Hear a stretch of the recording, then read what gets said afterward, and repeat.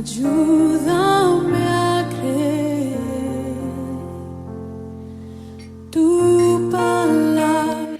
Lo hemos dicho muchas veces, el mundo está atravesando una noche terrible, densamente oscura. Análisis que se haga prácticamente resulta lapidario. Cada noticia pareciera ser peor que la anterior. Y por supuesto todo esto trae consigo grandes cargas de estrés y de ansiedad. La sociedad prácticamente está enferma.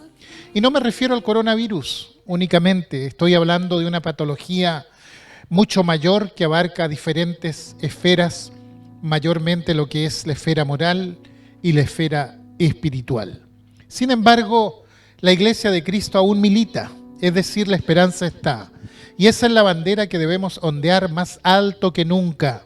No podemos, como cristianos, caer en el derrotismo, en el pesimismo, ¿verdad? O en el desespero.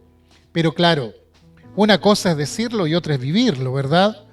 Porque seguimos siendo humanos, seguimos siendo volubles. Es ardua la tarea que nos toca como pueblo de Dios en este tiempo. En más de alguna ocasión hemos perdido la esperanza, sobre todo en este tiempo que es muy fácil perderla. La crisis sanitaria, la crisis moral, como decía, la crisis política, la crisis económica, la crisis valórica, y usted puede seguir añadiendo una tras otra. Por supuesto que esto impacta y la esperanza tambalea. Y sumado a todo esto, el aparente silencio de Dios tantas veces nos sumerge en la frustración y la falta de esperanza. Se lo digo porque a mí me ha pasado y me considero un hombre de fe.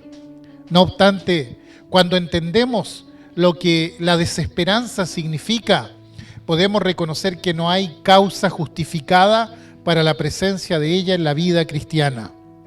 Desesperanza significa literalmente estar sin salida, estar completamente perdido y sin recursos. Se refiere a estar en un estado mental tal en el que uno cree que no hay esperanza alguna frente a la situación que sea. Pero ¿saben?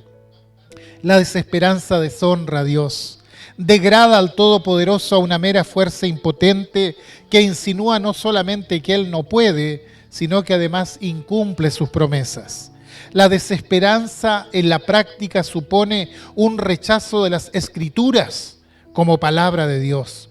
Los que están desesperanzados en última instancia significa que han perdido la fe, la cual, como sabemos, es esencial para la vida cristiana.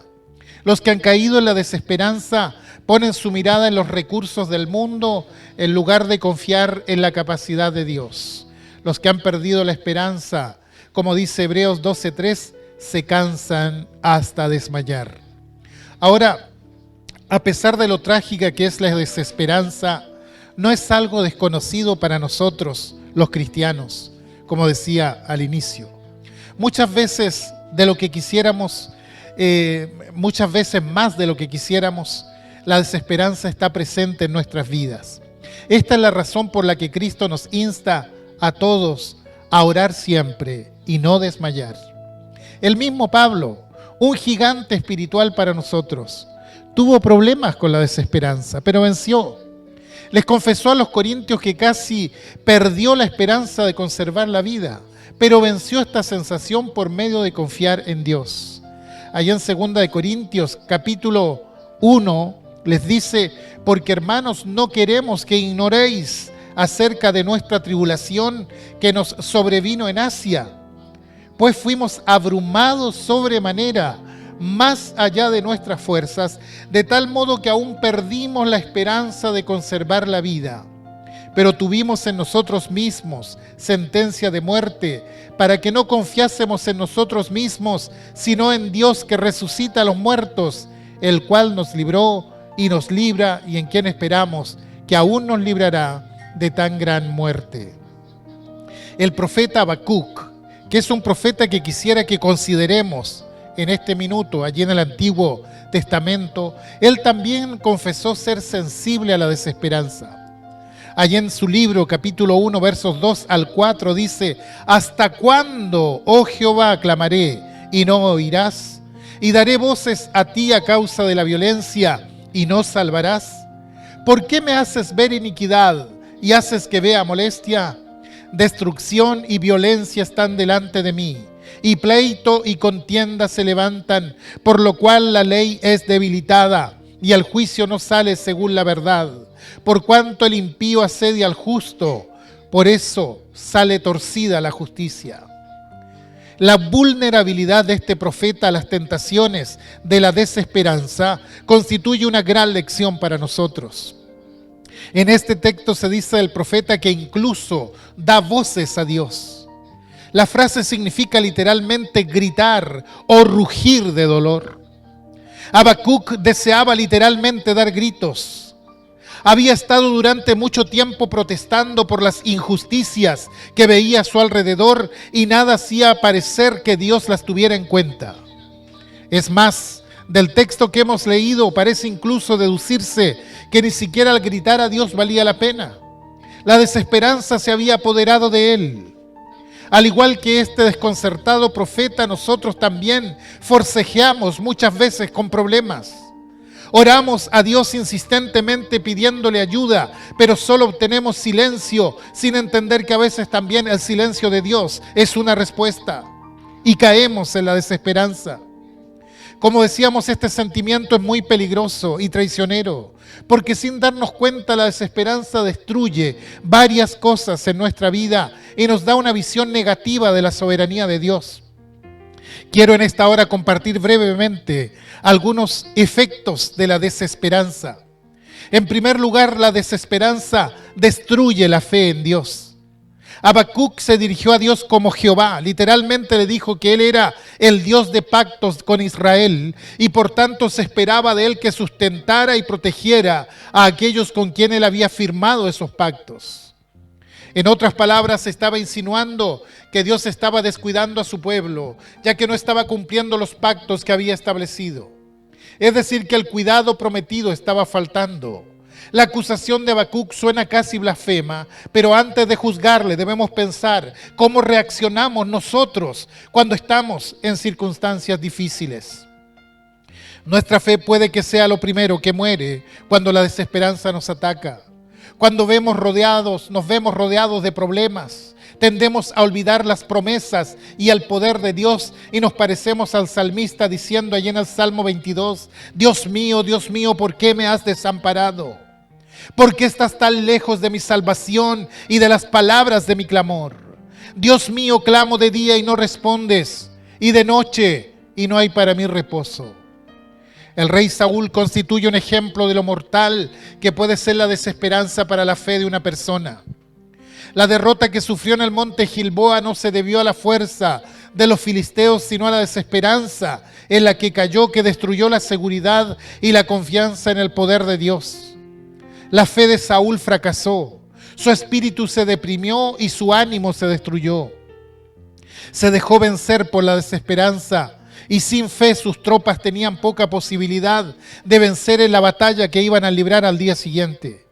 La angustia de Saúl había sido causada por la ausencia de Dios en su vida.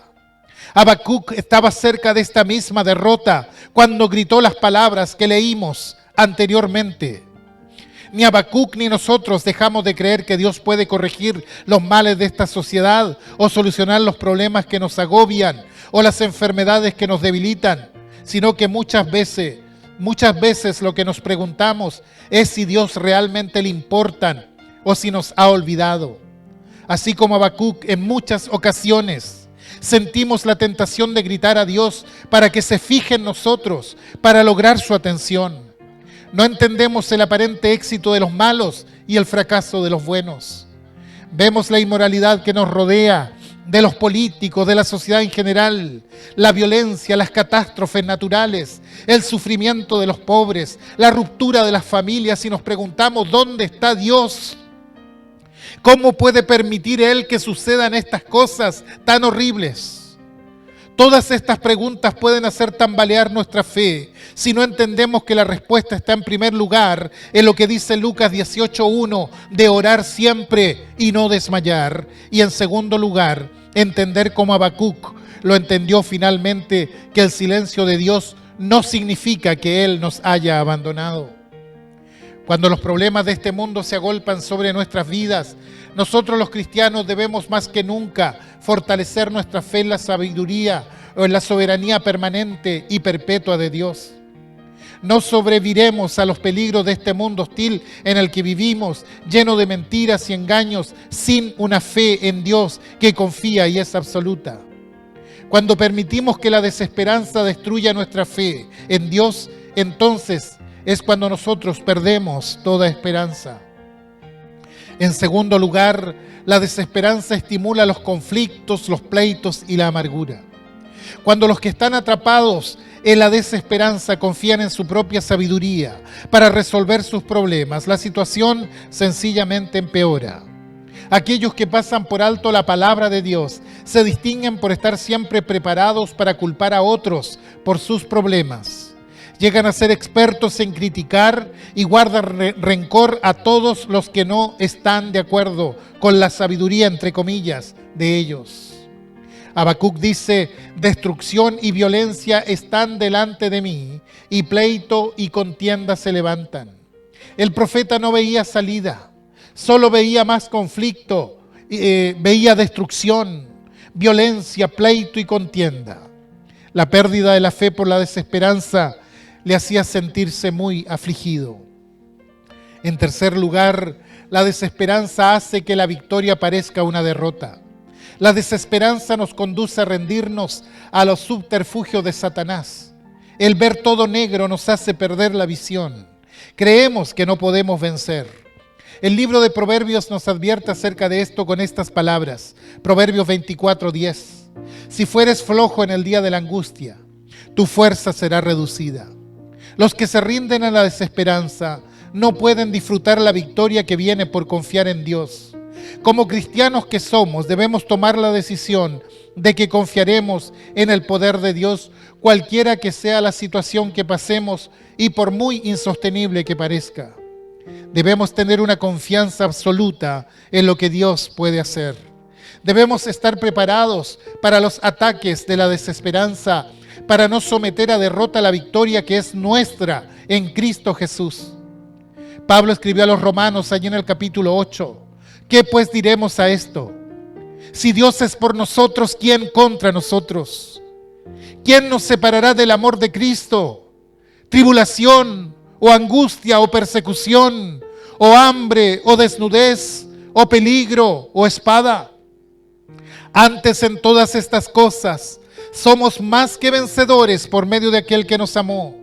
Por lo cual estoy seguro, dice Pablo, de que ni la muerte, ni la vida, ni ángeles, ni principados, ni potestades, ni lo presente, ni lo porvenir, ni lo alto, ni lo profundo, ni ninguna otra cosa creada nos podrá separar del amor de Dios que es en Cristo Jesús, Señor nuestro.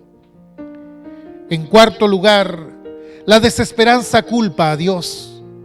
El profeta Habacuc estaba molesto porque creía que Dios le estaba obligando a presenciar el mal que había por todos lados sin que fuera castigado. Su respuesta muestra cómo la desesperanza a menudo distorsiona nuestro entendimiento de cómo actúa Dios. ¿Hasta cuándo, oh Jehová, clamaré y no oirás? A menudo culpamos a Dios por lo que Él no ha hecho. Igual que Job decimos a Dios: ¿por qué me has quebrantado con tempestad y has aumentado mis heridas sin causa? Con frecuencia olvidamos que todo lo que hace Dios es bueno. Santiago capítulo 1 dice: cuando alguno es tentado, no diga que es tentado de parte de Dios, porque Dios no puede ser tentado por el mal, ni Él tienta a nadie. Toda buena dádiva y todo don perfecto desciende de lo alto, del Padre de las luces, en el cual no hay mudanza ni sombra de variación. Habacuc no podía ver esto porque la desesperanza le había distorsionado el ojo de la fe. Tengamos cuidado de no caer en esta misma trampa. En quinto lugar, la desesperanza siempre ve lo negativo, nunca lo positivo. Cuando Habacuc miraba a su alrededor, lo único que veía era cómo se había echado a perder todo. Estaba tan cegado por la desesperanza que era incapaz de ver nada positivo en lo que Dios estaba haciendo. Sus palabras describen una situación terrible. Dice, por lo cual la ley es debilitada y el juicio no sale según la verdad. Por cuanto el impío asedia al justo, por eso sale torcida la justicia.